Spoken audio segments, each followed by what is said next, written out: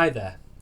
In this lesson, I'd like to teach you how you can use major sevenths against dominant 7 chord types in a traditional 1-4-5 blues. Now, as blues players, we usually don't get involved with too much substitutions. Indeed, they are more of a jazz thing, and there are various videos on this channel and on my website which deal with substitutions in more of a traditional jazz sense. Videos such as the 1625 substitutions and their variations can be found on this channel. But this one I don't think is too hard to wrap your head around, and it's worth getting under your fingers if you like the playing of guitarists such as Robin Ford and Danny Gadden.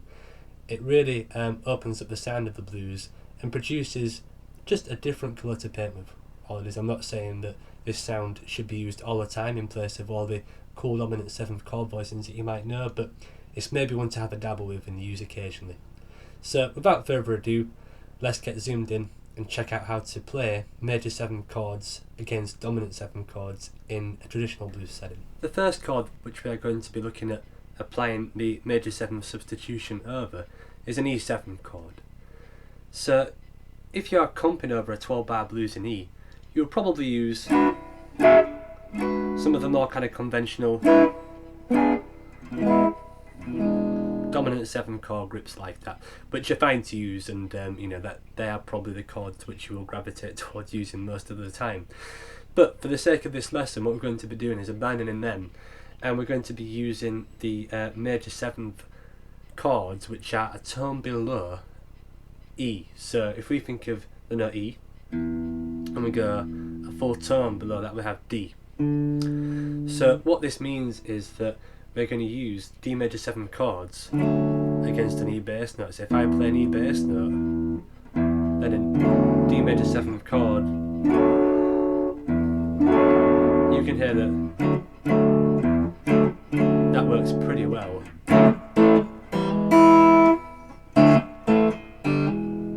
When I kind of go towards a more of a traditional blues thing.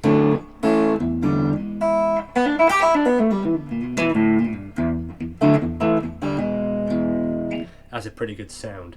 So the chord voicing which I'm primarily using here is a D major 7 chord voicing, which is kind of like a closed position voicing. So if I teach you this in terms of it being a D major 7, we have D, which is the root, F sharp, which is the 3rd, we have A, which is the 5th, and then we have another note here, a C sharp again, a C sharp first, sorry, on the 2nd fret of the B string. So D, which is the root of the D major 7 chord, F sharp, which is the 3rd, A, which is the 5th, and then C sharp, which is the major 7th. Now most of the time I'll probably only use the A, D and G strings. I'll only use the actual triad from this voicing, but occasionally I will get the major 7th chord in there as well. And I'll do things like,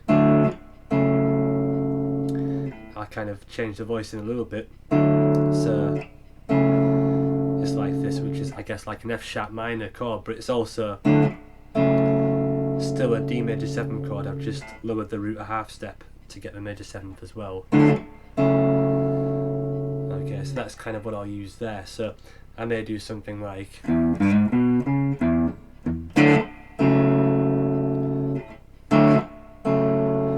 go from a D major 7th to this chord here, which you can either classify as being another D major 7th, or you can think of it as being kind of an F sharp minor. All these chords are very closely related to E, and even if we look at the D major 7th itself, basically within that we can see that a lot of these notes relate well to an E chord. We have the D, which is this in relation to the E is the 7th. We have the F sharp, which in relation to E is the 9th. We have the A, which in relation to E is the 11th. Then the C sharp's the 13th as well. So it's a good juicy type of E chord, really a dominant chord. We have the dominant 7th there. It's not got a 3rd in, so that's why it sounds a little bit more harmonically open, I think, really. So that's the chord voicing we're going to use for E there. And you can use that one for A if you want. You know, you can move it up, and I'd later do this on the turnaround. I use a G major 7th in place of the A, and I use an A major 7th in place of the B7. But when you're playing the A chord down here, I tend to do some more chord voicings, but if you wanted to stick religiously to this substitution, you could use a G major 7th down here. If you wanted to have this same triad movement that we've got here, this is essentially a D triad, then go in to that voicing there, you can do the same thing. Okay, go into that kind of minor triad there, which is what this is. So that's just by, so over the A chord you can get to that voicing just by, again there's the G, lowering that half step. So you could do over the E.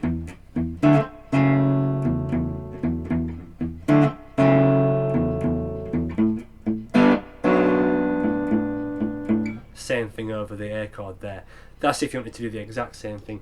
I'll usually kind of vary things a little bit, and I'll play a slightly different chord on the A, just because I mix things up, and I know that people are probably send comments in and ask what I do in the intro video. I should have probably kept to one concept religiously, but usually I'm an ear player, so I'll sometimes throw in some different things as well. But if you're interested in what I'm doing over the A chord on the video, that's just a part of an A13 chord, which is the G there, the B and the C sharp, a part of that, and then that kind of changes as well. I just lower the G to the F sharp, and that's what I do on the video. So the chord voicing, I keep the E as it is on the video, and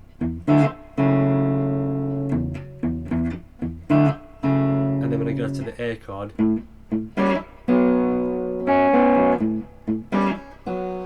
it's essentially the same thing in terms of frets. I'm just moving it closer to the ground really.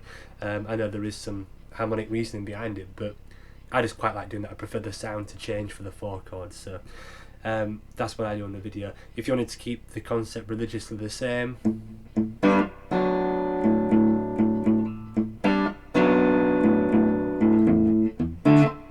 that sounds pretty cool as well, I think. So anyway, that's what we do for the E chord. We have that D triad thing, and then we've got this chord where we just lower the D to the C sharp. And then for the A chord, we've talked about 2 options: a partial A13, which would then lower the G down, or you could do it the same thing where you have a G triad, and then lower that to get the minor triad as well. So that's what you do for the 1 chord and the 4 chord. Now for the turnaround,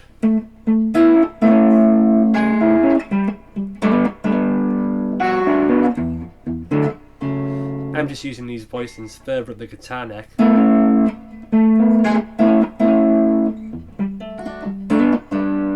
I'm using an A major 7th, that's a substitute for the B 7th, works pretty good, and I'm using a G major 7th, again, which is a substitute for the A 7th. Both of them will work absolutely fine.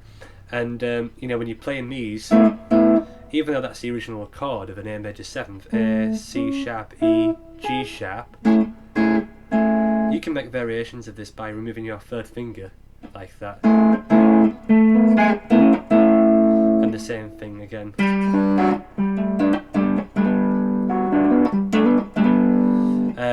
These voicings are just there as a reference. You can change and add things really as you want to. I usually keep, that as a reference, and then sometimes I'll bring the 3rd finger down just to add some colour and harmonic interest there.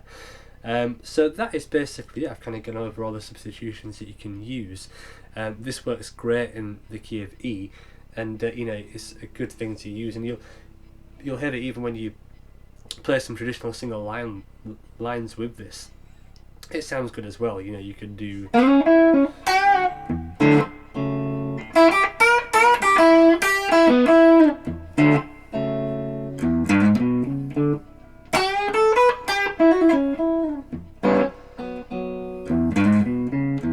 You can hear that it's still a blues in here, in E guitar, and it has that kind of sound to it. So there it is, just a brief overview into the substitution. I hope that you find it useful. Remember, to apply these major 7th substitutes, all you really have to do is think of the major 7th a tone below the dominant 7th. So if you're in, A7 and you want to use this stuff, just think of G major 7th. If you're playing, say, a shuffle in C, you can sneak in a B flat major 7 chord in there as well.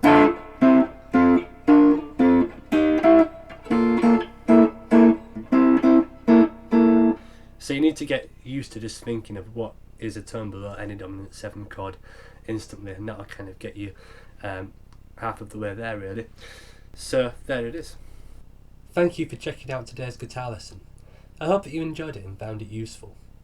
If you have any questions or comments about the lesson, please feel free to either drop them in the comment section below this video or drop me an email. You can do that by using the contact form on my website, jamieholroydguitar.com. If you did enjoy this video, I'd appreciate it if you could click the like button, and I'd also appreciate it if you could subscribe to this channel. That will help support me and enable me to make more videos. Thank you, and I'll see you in the next lesson.